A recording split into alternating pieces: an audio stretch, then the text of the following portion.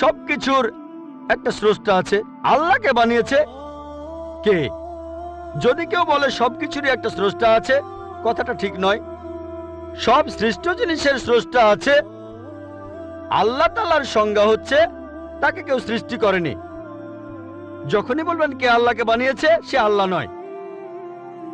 আল্লাহ তাআলার সংজ্ঞা হচ্ছে তিনি সৃষ্টি হননি।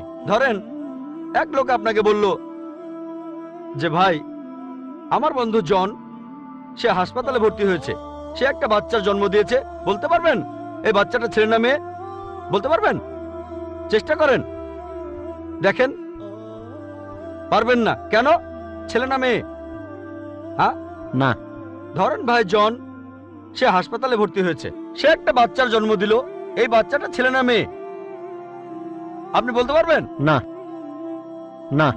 50% চান্স ছেলে না মেয়ে। লোকজন সবাই হাসছে কেন? বলতে পারবেন?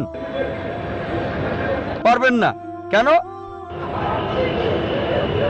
যে উত্তরই বলেন সেটা কি ঠিক হবে? চেষ্টা করে দেখেন, যে বাচ্চাটা জন্মালো সে কি ছেলে না মেয়ে?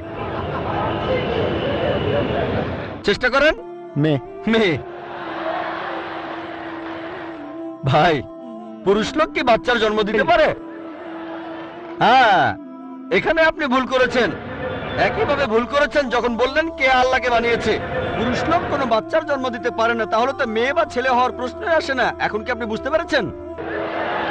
হ্যাঁ, বুঝতে পেরেছেন, এই তো ভালো। পুরুষ লোক কোনো বাচ্চার জন্ম দিতে পারে না, তাহলে তো ছেলে বা মেয়ে হওয়ার কোনো প্রশ্নই আসে না। যখন প্রশ্ন করলেন কে আল্লাহকে সৃষ্টি করেছে, আল্লাহর সংজ্ঞা হচ্ছে, ঈশ্বরের সংজ্ঞা হচ্ছে তিনি সৃষ্টি হননি। যখনই বলবেন কে আল্লাহকে বানিয়েছে, সে আল্লাহ নয়। ওয়ালাম ইয়াকুল লাহু কুফুয়ান আহাদ, তার সমতুল্য কেউ নেই।